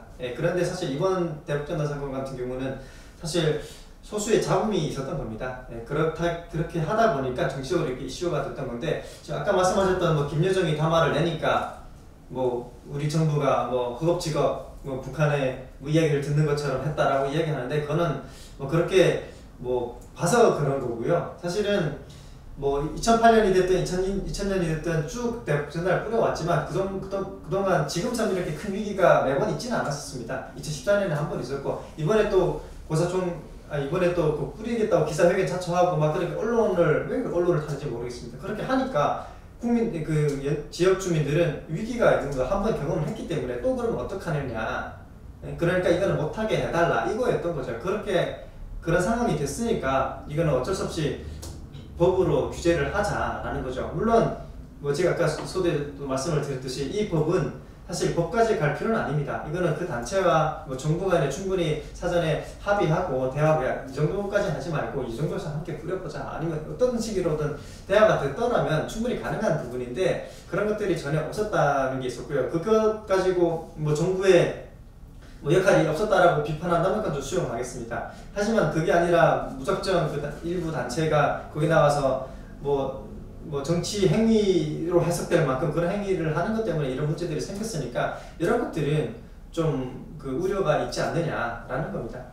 동의합니다. 네네, 두 분의 아마 이 부분은 뭐 이 합의점이 충분히 있을 것 같은데요. 두 분 다 보내는 것, 또 북한 사회 변화를 위해서 우리가 외부 정보를 주민들에게 전달해야 된다는 거에 다 동의하시는 그렇죠. 거죠. 그리고 또 그 방법을 함께 고민해야 된다라는 거고, 또 지금 뭐 이 김여정 하명법이라고까지 이제 비판을 했던 적도 있었는데, 그런 배경이 이제 문제인 거지 이 자체의 행위에 대해서는 지금 뭐 반대하지 않는다 이런 의견인 것 같습니다. 자, 두 분이 결국은 뭐 이 북한 주민들을 위해서 결국은 이렇게 지금 활동을 하고 계시고, 또 북한 인권 활동이나 또 정치 이렇게 하고 계시는데, 정말 이 북한 인권 위해서 우리가 무엇을 할 수 있을까? 간략하게 요거 그냥 한마디만 좀 해주고 가면 좋겠습니다. 북한 인권을 위해서 우리 이것만은 꼭 하자, 이런 거. 우리가 누군가요? 개인인가요? 개인도 좋고 우리 전체가 좋고 제안하고 싶은 그런 거. 네. 저는 인권을 개선하는 방법에 대해서 우리가 다양하게 좀 열어놨으면 좋겠다는 거죠. 네. 인권은 너희들이 인권이 열악하고 너희들이 인권을 탄압하니까 탄압하지 말라 이렇게 외치는 게 과연 그게 최고의 방법인가라는 의문이 좀 듭니다. 지금 현 정부에서 얘기하는 것처럼 조용히 할 수도 있고 교류를 할 수도 있고 대화를 할 수도 있고 아니면 물밑으로 할 수도 있고 사실 다양합니다. 네. 하지만 이거를 무조건 선언한다고 해서 모든 게 해결되는 건 아니라는 거죠. 자, 반론보다는 뭐 제 의견이죠. 네네네. 저는 인권을 협상의 테이블에 올려놓아야 한다고 생각합니다. 그럼 반론이 되어버렸는데, 네네네, 좋습니다. 그것이 어떤 선언적인 의미에서의 그래 우리 북한 인권 존중해라고 생각하는 그런 차원이 아니라 저는 인권 자체를 협상의 수단으로 사용을 해야 한다고 생각합니다. 저는 동의합니다. 네. 동의하는데 어떻게 동의하냐면요, 중요합니다. 네. 지금 유엔에서는 그 인권이사회에서 UPR이라는 정례 인권 검토라는 그런 제도도 있습니다. 거기에는 북한이 적극적으로 참여를 하거든요. 그 제도는 어떠냐면은 다 아시겠지만 간단하게 설명을 드리면 모든 전 세계 193개 국가가 다 참여를 합니다. 참여해서 북한도 이제 적극적으로 참여하거든요. 참여해서 북한도 자기들이 마치 정상국가인 마냥 좀 이렇게 폼잡고 싶겠죠. 그래서 한국에게도 비판을 하고 중국과 미국에 다 비판합니다. 너희들은 이런 것들이 문제니까 고쳐라. 그러면은 그 각 국가들은 그 지적을 받은 국가들은 수용을 할지 거부를 할지 보류를 할지 이렇게 선택을 하거든요. 뭐 지난 뭐 몇 년간 북한에서는 한국에 한 10차례, 또 한국도 북한에 한 10차례 이렇게 지적을 했습니다. 이렇게 사실 유엔 그 차원에서는 진행이 되고 있거든요. 근데 이게 한국에서는 이 북한 인권이라는 게 지나치게 정치화됐다라는 부분이 조금 좀 아쉽다는 생각이 들고요. 그 협상 테이블에 올려놓는 거 중요합니다. 올려놓되 우리가 어떻게 그것만 올려놓을 것인가, 그건 아니거든요. 왜냐면 상대방은 어쨌든 저런 체제를 유지하고 있으니까 어쨌든 우리 파트너는 어쩔 수 없이 북한 체제거든요. 근데 그 체제가 또 가해자이기도 해요. 근데 우리는 그 가해자랑 대화를 해야 된단 말이죠. 우리는 북한 주민들과 직접 대화를 할 수 없지 않습니까? 그렇기 때문에 우리 이 모호성 같은 게 있습니다. 이중성도 있고. 이것 때문에 우리가 대화의 테이블을 올려놓을 때 우리가 어떻게 전략적으로 상대의 마음을 움직일 수 있을까? 예? 이런 것들을 좀 고려하면서 정책적으로 하는 게 좀 필요하겠다. 그래서 아까 유엔의 인권이사회에서 그 UPR처럼 우리가 그런 실무 협상단을 예를 들어 뭐 북한이 일본이 지적하는 부분 있지 않습니까? 너희들 위안부 문제 해결해 이렇게. 또 한국도 이 부분은 또 공통점이 있거든요. 이런 것들 가지고 우리가 인권 대화 이렇게 공통의 대상에 대해서 남북 간에 교류할 수 있는 부분이 상당히 많습니다. 이런 식으로 우리가 가능한 것보다 조금씩 가져간다면은 충분히 우리는 테이블에 언젠가 큰 아젠다를 올려놓을 수 있다. 이런 말씀을 좀 드려봅니다. 자, 발언 한번 드려보겠습니다. 그게 조경일 작가님의 개인적인 생각이라고 저는 생각이 들고요. 이게 민주당의 입장은 아니었습니다. 지금까지. 지난 5년 동안 민주당은 북한의 인권이라는 문제가 존재한다는 것 자체를 굉장히 언급하는 걸 꺼려했습니다. 우리가 풍호가 아닌 이상 조금만 과거의 기억을 돌이켜보면 김정은이 마치 계몽군주라고 부른 사람도 있었고 북한의 지도자가 애민 정신을 가진 지도자라고 평가하는 대통령도 있었고 북한의 인권 문제가 나올 때마다 사람들은 그걸 숨기게 급급했고 북한의 인권 단체 잘 아시겠지만 뭐 저기 윤여상 부장님이 계시는 그 단체도 통일부에서 2년 내내 제재를 받았습니다. 어떠한 인권 조사도 못하게 제재를 받았고요. 그리고 북한 인권 활동을 하는 사람들이 개인의 영역에서 혹은 사업의 영역에서 많은 제약들을 받았거든요. 결국은 문재인 정부는 인권이라는 것을 아예 없는 듯이 취급을 했고 북한 인권은 절대로 건드려서는 안 되는 북한의 영리다라고 생각을 했기 때문에 북한 인권 숨기기에 급급했다고 말씀을 드리고 싶고요. 자, 이 부분에 대해서 혹시 반론 있습니까? 예, 뭐 반론을 좀 말씀드리면 영리나 뭐 이런 건 아니고요. 이 민주당 기본적으로 민주당에서는 인권을 개선하는 방법, 북한의 인권을 바꾸는 방법은 여러 가지가 있다라는 그 전제를 가지고 있고요. 그 방법이 이제 뭐 평화적인 교류든 시민들과의 만남이든 이런 교류를 통해서 북한 사회의 질적 향상을 가져오면 결국 이것은 인권이 향상이 되는 거다라는 거죠. 북한이라는 사회는 기본적으로 뭐 먹는데 걱정 없는 사람들도 있겠지만 기본적으로 생존권이 가장 문제인 사람들이 많거든요. 뭐 저도 배고파서 온 것처럼 사실은 북한이라는 곳은 뭐 인권이라는 것은 여러 가지 개념이 있습니다. 뭐 생존권도 있고, 뭐 안전권도 있고, 뭐 표현의 권리도 있고 이런 것들이 있는데 가장 1차적 욕구가 해결이 안 되는 사람들에게 인권을 이렇게 이야기하는 것은 조금 순서가 맞지 않을 수도 있습니다. 그래서 다양하게 할 수가 있는데 그래서 민주당의 기본적인 그 방향은 그런 겁니다. 북한 사회를 질적으로 이렇게 뭐 일단은 뭐 먹고 살 수는 있어야 뭐 내가 뭐 생각할 시간도 있을 거 아닙니까? 그래서 그런 차원에서 접근한다라는 것을 좀 생각해 주시면 좋겠고요. 그래서 뭐 북한의 영리를 건드렸다 이 부분은 조금 우리가 지나치게 우리를 너무 과소평가하는 거 아닌가라는 생각이 듭니다. 네.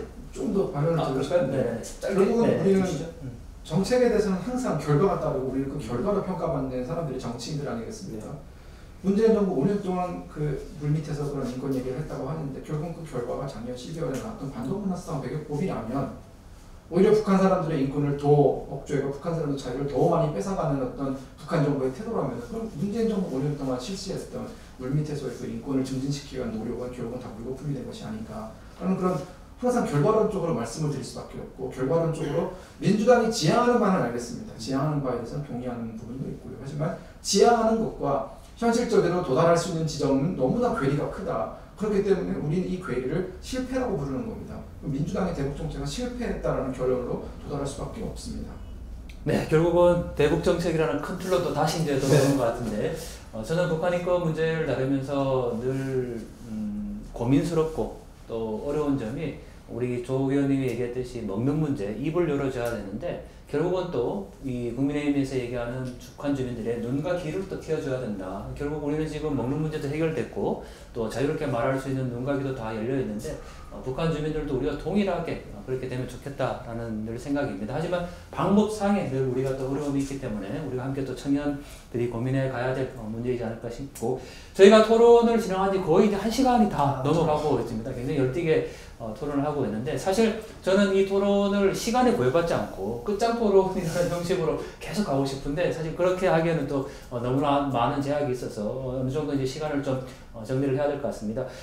뭐 뒤에 이제 질문들이 좀 가벼운 질문들이 남아 있는데 지금 가장 큰 주제인 통일 정책에 대한 이야기를 제가 아직 꺼내지 않았거든요. 근데 이 이야기는 지금까지 우리가 토론했던 그 어떤 시간보다 더 많은 시간들이 더 될 것 같아서 우리가 또 다음을 기약해야 되지 않을까 싶은데 자, 이 통일 정책 뭐 저는 통일을 해야 돼요, 말아야 돼요, 또는 통일해야 될까, 뭐 말아야 될까 이런 질문에 대해서는 굉장히 좀 부정적이거든요. 저는 통일은 당연히 이건 뭐 개인적인 의견이지만 통일을 해야 되는데 어떻게 통일하면 좋을까 방법론을 고민해야지 뭐 여전히 우리가 통일해야 되냐 말아야 되냐 이런 논의는 좀 지금보다 생각하는데 지금 상황에서는 또 그렇진 않은 것 같아요. 현재 상황을 보면 많은 MZ세대들이 통일에서 반대하고 있고 또 뭐 현 정부에서는 통일 정책이라는 표현도 잘 사용하지 않았고 그래서 이 통일을 해야 되냐 말아야 되냐 이 논의도 어떻게 보면 이제 중요한 또 이슈가 돼버렸어요. 자, 저희가 시간을 좀 아낀다는 의미에서 사실 요 이슈만 가지고 또 저희가 한 번 더 토론할 수 있을 것 같은데 어쨌든 이 문제가 나왔으니까 통일을 뭐 해야 된다 말아야 된다 좀 단순한 것 같지만 그래도 요즘에 뭐 심지어는 요즘 그 어떤 MZ세대의 책 제목이 나는 통일을 원하지 않는다라는 책 제목도 있더라고요. 그래서 저는 참 좀 깜짝 놀랐는데 자, 두 분 일단 기본적으로 제가 한번 질문을 드려보죠. 통일 해야 됩니까 말아야 됩니까? 해야 됩니다. 당연히 해야 됩니다. 근데 네. 그렇죠. 당연히 해야 되는데 여기서 이제 문제인 것 같아요. 뭐 다시 이제 대선 후보에 돌아갈 수밖에 없는 것 같지만 이재명 후보는 사실상의 통일을 이야기하고 있고, 그러니까 지금 당장 통일이 어렵기 때문에 나중에 어느 정도 상황을 만들어서 하자라는 거고, 또 국민의힘 후보는 통일 정책에 대해서 또 굉장히 강력하게 주장을 하고 있는데, 자, 두 부분 뭐 우리 대선 후보 얘기 말고 본인들의 이야기를 좀 하면 좋겠습니다. 이 부분은 좀 짧게 하고 넘어가면 좋겠는데 통일에 대한 본인들의 생각 정도 듣고 넘어가면 어떨까 싶습니다. 자, 먼저 우리 김건희 의원님. 저는 통일에 부정적인 생각입니다. 역시 나는 통일을 원하지 않는다 이런 겁니다. 아니죠. 원하지 않는다와 통일이라는 그 논의 자체의 부정적인 것은 좀 다릅니다. 논의의 부정적이다? 네. 현재 진행되고 있는 통일 논의에 저는 부정적인 사람이고요. 통일이라는 것은 기본적으로 둘이 됐던 것이 하나가 된다는 논리인데 그러기 위해서는 지금 현재 우리가 가장 중요하게 생각해야 되는 것이 가능성 여부입니다. 그 가능성은 뭐냐?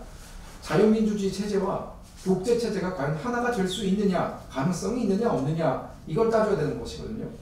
지금 우리는 이 부분에 대한 논의를 다 배제하고 뭐 평화 얘기하고 뭐 과정 얘기하고 뭐 결과 얘기 이런 식으로 가고 있는데요. 저는 근본적으로 통일이라고 했을 때는 결국 북한과 우리가 하나가 된다는 소리인데 자유민주주의 독재 체제가 어떻게 공존할 수 있느냐, 공존할 수 있다면 그게 어떻게 가능한지에 대해서 저는 설명을 해주면 좋겠다라는 것이 제가 가지고 있는 입장입니다. 네, 아마 이 부분이 가장 극명하게 갈릴 것 같은데 어쨌든 이 더불어민주당에서 평화경제를 얘기를 할 때도 북한을 있는 것을 일단 인정하고 가자라는 전제가 있는 거니까 가능한 얘기고 지금 자유민주주의 체제와 독재 체제는 절대 공존할 수 없다라는 점이기 때문에 아마 이 부분이 굉장히 합의점이 어려울 것 같은데 자, 이 주장에 대해서 어떻게? 저는 상당히 비슷하고요. 그렇군요. 네. 네네. 자유민주주의 체제와 독재 체제 함께 갈 수 없습니다. 네, 둘이 당연히 통일할 수 없고요. 네, 통일이 되지는 않을 겁니다. 자, 그럼 제가 이런 질문을 좀 드려보고 싶은데 당장 통일이 가능하냐 그러면 그 사실 답을 할 수 없을 겁니다. 뭐 바로 흡수를 할 수 없지 않습니까?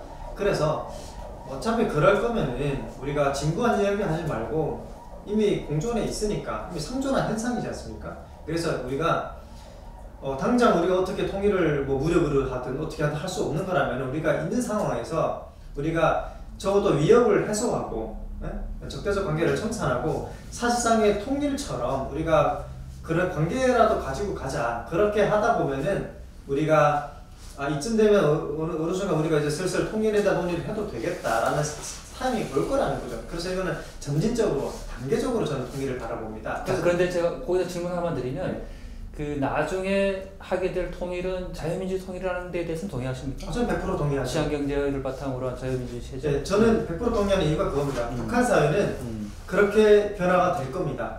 네, 앞으로도 그렇게 변화가 될 겁니다. 제가 그거를 믿기 때문에 우리가 저는 당장 북한이랑 통일을 할 수 있다면은 백성들이 북한이 주민들이 죽지 않고 그건 저는 찬성합니다. 근데 그 방법이 없지 않습니까? 그렇게 될 거면 차라리 우리가 상존에 있는 위협이라도 줄인 상태에서 우리가 뭐 교류를 하든 대화를 하든 뭐 가만히 있든 해보자라는 거죠. 그게 이제 사실상의 통일인 거고, 그다음에 우리가 그 정도 시점에 갔을 때 북한이 어떻게 변했든지 북한 사회가 뭐 조금 더 뭐 주민들의 생활 양식이 좀 더 올라가 있을 테고 그 사회도 점점 이제 아마 개방이 뭐 어떤 방식으로든 될 거라는 말이죠. 그 시점에 갔을 때 우리가 통일을 논의해도 충분히 늦지 않겠다라는 거죠. 네, 자 입장에 대해서 굉장히 큰 맹점이 있습니다. 맹점이 있다. 네네. 지금 당장 통일을 할 수 없다는 주장에는 100% 동의를 하고요. 저는 크게 그 논의에 대해서는 저희가 다르지 않을 것 같지만 아까 말씀하신 것은 또다시 민주당의 주장이 나왔는데요. 결국은 그러면 일단 이 분단 상태 혹은 이 대치 상태를 해소하고 평화롭게 잘 지내는 것이 어떻게 보면 실질적인 통일이다라는 얘기, 이게 굉장히 가능성이 있는 얘기처럼 들리지만 저는 이것은 통일이 아니라 조공관계라고 생각을 합니다. 조공관계다? 예, 왜냐하면 독재체제와 자유민주주의 체제는 서로가 서로를 적으로 합니다. 독재체제는 자유민주주의가 있으면 안 됩니다. 왜냐? 대안이 있기 때문에 자유민주주의나 대안이 옆에 있으면 독재체제는 언젠가는 무너집니다. 그렇다면 독재체제를 유지하는 사람들도 사실은 독재체제의 가장 큰 적은 자유민주주의라는 걸 알기 때문에 공존이 불가능할 수가 없습니다. 공존을 하는 척 하겠죠. 왜? 독재체제가 뭔가를 필요로 할 때는 자유민주주의로부터 뭔가를 받아내기 위해서 평화로운 시기를 유지합니다. 하지만 독재체제는 결국은 본인들의 내부적인 위기가 닥쳤을 때 외부의 적이 항상 필요하기 때문에 그 외부의 적을 만들기 위해서 또다시 도발을 할 것이고 또다시 남북관계를 이상한 곳으로 몰고 갈 겁니다. 그게 지난 30년간 이어져온 똑같은 패턴이고 그게 보수정부 진보정부 할 거든. 이건 뭐 보수 진보를 떠나서 대한민국과 북한 사이에 지지리한 싸움이 계속 이어져 오고 있는 것이고요. 또다시 공존을 얘기한다는 것은 어떤 공존인가? 그에 대한 대답이 없습니다. 그 맹점이라고 말씀하셨는데 저는 그 맹점을 좀 말씀을 드리면 지난 우리 70년간 공존해 왔습니다. 사실 적대적으로 공존해 왔죠. 근데 지금부터는 우리가 이 적대적 관계를 청산하자는 겁니다. 네, 그러면 공존의 성격이 일단 달라질 겁니다. 아까 말씀하셨던 것처럼 그 북한 체제는 당연히 자기들은 유지할 겁니다. 아마 김정은 체제 이후로 뭐 그 아들이 뭐 될지 누구 사대로 갈지 모르겠지만 저는 북한 사회가 후퇴는 하지 않을 거라고 생각을 해요. 지금 북한 주민들을 보면은 제가 떠나올 때 북한이랑 지금의 북한은 천지 차이입니다. 네, 아마 저보다 조금 더 늦게 오셨고 또 평양에 오셨으니까 평양의 청년들이 생각하는 사고를 알 거 아닙니까? 이 권력 국제는 오래 못 갑니다. 한국도 우리 국제사회가 어느 순간 유지되다가 무너졌거든요. 다만 북한은 조금 더 늦게 무너지는 거라고 저는 생각을 하고요. 우리가 그런 믿음을 가지고 우리가 아까 조공이라는 단어를 쓰셨는데 뭐 저는 그런 표현을 왜 쓰는지 잘 모르겠습니다. 우리가 공존을 한다고 해서 우리가 뭐 북한에 뭐 끌려다니거나 저는 이렇지는 않다고 봅니다. 우리가 이 관계를 적대적 관계를 위기를 해소하고 국방비 적어도 우리가 서로 간에 뭐 서로 공격할지 모르는 상시 두려움을 해소하는 것만으로도 우리는 다양한 가능성이 열어질 거라는 거죠. 그 가운데에서 우리가 북한과의 관계에서 여러 가지 방향에서 여러 가지 뭐 수단에 의해서 다양한 교류가 일어날 겁니다. 이렇게 나게 된다면 우리가 신뢰 관계가 어느 정도 형성이 될 거고요. 물론 거기다 대고 뭐 자본주의와 독재 간에 어떻게 서로 신뢰할 수 있겠느냐 이런 이야기를 할 수 있지만 그건 해가 아닙니다.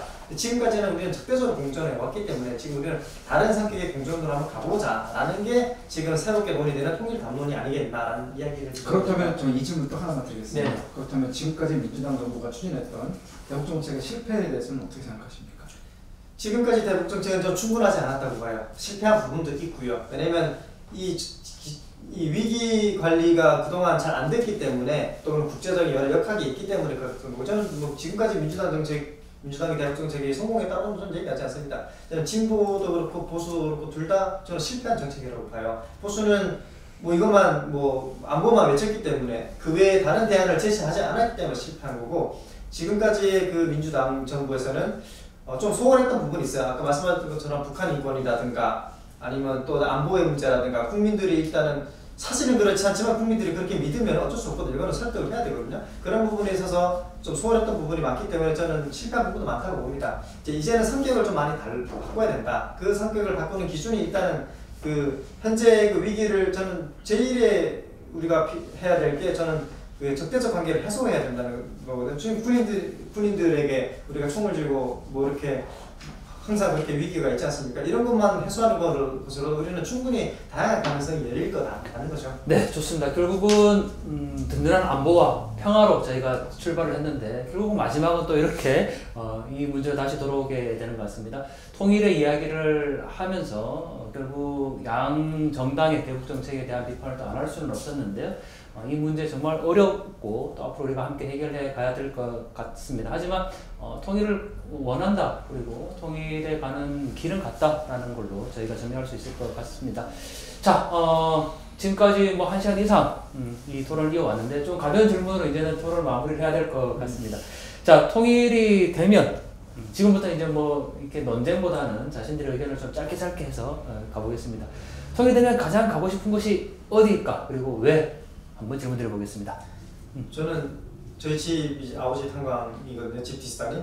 그 탄광에 이제 배나무 밭이 있습니다. 배나무 밭에 친구들과 다시 한번 가서 배도 좀 따먹어보고 싶습니다. 아, 고향집 배나무. 네. 잠깐 오해했습니다. 네. 한강을 접수하러 가신다는 한강을 운영하겠다고 생각하고 배나무. 네, 좋습니다. 네. 저는 평양에 가서 출마하겠습니다. 평양에 가서 출마하시겠다. 평양시장이 되겠습니다. 아, 저도 개인적으로 통일 쪽의 평양시장인데. 나중에 저는 경쟁을 그러시겠네. 자, 이유가 있으신가요? 저는 뭐 저희 둘 다 의견이 일치했던 부분에 대해서 굉장히 기쁘게 생각을 하는데요. 네. 결국 독재체제가 종식적으로는 사라져야 한다는 점에 대해서 인정을 한다면은 그 독재체제가 나간 자리에는 새로운 정부가 들어서야 할 것이, 그것은 반드시 자유민주가 될 것이다. 그렇다면 자유민주주의를 누구보다 온몸으로 경험하고 있는 우리 탈북민들이 가서 본인들의 역할을 충분히 해줄 수 있을 거라고 기대를 합니다. 네, 우리 김 의원님이 평양특별시장 되시고 우리 조 의원님이 그 은덕에서 배나무 밭에서 우리 친구들과 함께 뛰노는 그런 통일조국이 네. 사실은 제가 뭐 이런 이야기라면은 저도 사실은 출마를 하고 싶습니다. 다른 데서 그렇게 얘기해서 오늘은 그냥 뭐 네. 갑자기 배가 먹고 싶어서 그 얘기했는데 저는 굉장히 정책인 용어였고 네. 네. 저는 굉장히 좋아요. 꼭 출마를 해서 평양을 꼭 바꿔줬으면 좋겠다는 생각이 들고요. 대신 이제 한경도에는 오지 말았으면 좋겠어요. 그래서 한경도는 이제 제가 가서 네. 아, 도지사 하시죠. 네. 도지사 하겠습니다. 뭐 평양시장, 한경북도 도지사 이렇게 지금 제가 함께 또 하고 있어서 너무 영광이고요. 자, 또 하나의 질문. 최근에 읽은 책 또는 본 영화 뭐가 있을까요? 둘 중에 하나? 네. 아버지까지 말고. 홍보하지 마세요. 여러 개 공부도 했는데 뭐 여러 개가 있는데요. 뭐 하나만 꼭. 책을 할까요? 영화를 할까요? 뭐 아무나 네 하나만. 저는 그 레미제라블이라는 영화를 굉장히 좋아합니다. 2012년에 나온 건데 저는 그때 생각날 때마다 계속 자주 돌려보거든요. 레미제라블을 보면서 저는 저를 또 우리 탈북민들의 자화상을 좀 보거든요. 그래서 모두가 레미제라블 같은 사람들이다. 한국에 와서 어쨌든 새로운 신분으로 새로운 사회에서 꼭 성공을 하겠다. 이렇게 살아가는 사람들이기 때문에 처절하게 다들 살아가는 거죠. 그래서 그런 사람들의 그 감정을 제가 알기 때문에 아직도 레미제라블이 돼서 북에서 남아있는 사람들 또는 제3국에 남아있는 사람들 사실은 무수히 많거든요. 그 사람들이 생각이 나서 저는 우리가 만약에 뭐 청년 정치를 하든 청년 사업을 하든 뭐가 됐든 저는 그런 아직도 남아있는 그런 레미제라블들을 위해서 무언가 우리가 먼저 온 사람들이 해야 되지 않겠나 이런 생각을 좀 계속 해봅니다. 네, 아직도 남아있는 레미제라블이라는 표현이 굉장히 또 감동적이고 인상적인데 네, 우리 김 의원님? 저는 아무 생각 없이 스파이더맨 맞습니다. 네. 요즘 제가 마블 그 시리즈의 엄청난 팬이라서요. 네. 거의 뭐 지금까지 나온 마블 영화는 대사까지 다 외울 정도로 다 외우고 있습니다. 그래서 이제 5월에 개봉한 닥터 스트레인지도 손꼽아 기다리고 있습니다. 네, 사실 이 질문 드리는 이유가 북한 주민들에게도 동일하게 지금 보고 있는 영화가 무엇입니까? 라는 질문을 드리고 싶고 저도 지난 주말에 바닷마을 다이어리라는 일본 고레다 히로카츠 감독의 그 영화를 봤는데 그 영화를 보면서 마음의 이 감동, 또 감성적인 거, 또 예쁘고 아름다운 것을 볼 수 있는 이런 마음들이 참 그게 자유구나. 네. 근데 이 따뜻한 겨울에 따뜻한 방에서 영화 한 편 볼 수 있는 그런 자유가 주민들에게, 북한 주민들에게 있으면 좋겠다 이런 생각에서 이런 질문을 드려봤고, 자, 저희가 이제 정말 마지막으로 이 토론을 정리를 해야 되는데 마지막 질문입니다. 궁금하시죠? 예. 자, 시간은 정확히 1분씩을 제가, 이건 이제 마무리 발언은 아니고요. 마무리 발언은 제가 따로 1분을 드릴 텐데, 네, 마무리 발언 외에 김정은에게, 저는 그냥 호칭을 김정은이라고 하겠습니다. 김정은에게 보내는 메시지 1분 드리겠습니다. 미처 생각하지 못한 질문이어서 예. 1분? 그 지금 코칭은 이제 저보다 몇 살 형인 것 같은데 김정은이라고 하면 형이라고 그래야 되나요? 네. 자, 김정은 또는 김정은. 자, 지금부터 다시 1분을 드리겠습니다. 네. 공정하게, 네, 1분. 네. 본인도 아마 결혼을 했고 이제 자식도 있을 텐데 조금 더 우리 자식들이 아들들이 조금 더 우리 후대들이 조금 더 자유롭게 뛰어놀 수 있었으면 좋겠다. 그래서 내가 아버지의 배밭에서 초대해서 좀 놀 테니까 그렇게 우리가 좀 자유롭게 만날 수 있는 그렇게 좀 포부를 좀 가지고 좀 주민들에게 또 우리 인민들에게 자유를 허락하고 좀 충분히 먹고 살 수 있도록 이 밥에 고깃국을 먹을 수 있도록 조금 좀 변화가 되었으면 좋겠다. 이런 이야기를 좀 전달하고 싶네요. 네, 고맙습니다. 1분 시간 정확히 지켜주셨고요. 자, 역시 반대로 우리 김경욱 의원님 1분 드리겠습니다. 저는 김정은 국무위원장이 본인이 가진 권력을 좀 나눴으면 좋겠다라는 생각을 합니다.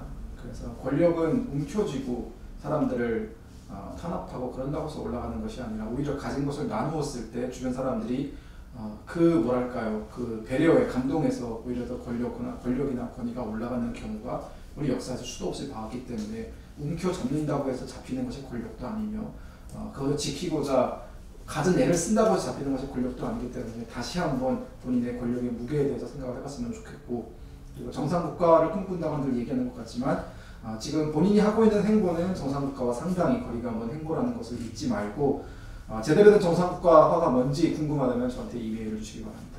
네, 역시 시간 1분 정확히 지켜주셨습니다. 만약에 저에게 그런 질문을 제가 받는다면 MZ세대 이 두 분이 평양이나 북한에 가서 활동할 수 있도록 조금의 시간을 좀 열어주면 좋겠다라는 얘기를 하고 싶습니다. 자, 정말 마지막입니다. 1분의 시간 동안 오늘의 이 토론에 대한 마지막 발언 시간을 드리겠습니다. 이번엔 반대로 우리 김 의원님께 드려보겠습니다. 저는 이런 토론이 굉장히 생산적이다라고 생각을 합니다. 왜냐하면 어떤 자기 당의 입장에서만 상대 당을 공격하고 깎아내리고 나만이 옳다라고 주장하는 토론은 백날 해봤자 사실 소용이 없거든요. 저는 오늘 조경일 위원장님 혹은 작가님과의 토론을 통해서 제가 배운 것도 굉장히 많고요. 그리고 또 민주당 안에서도 충분히 우리와 비슷한 생각을 한 사람들, 그런 사람들이 많이 있다는 것을 느꼈고, 궁극적으로 민주당과 국민의힘은 함께 가야 우리나라가 더 정말 말 그대로 선진국이 될 수 있다는 생각을 여전히 갖고 있습니다. 네, 좋습니다. 역시 우리 조 의원님께도 1분 드리겠습니다. 네.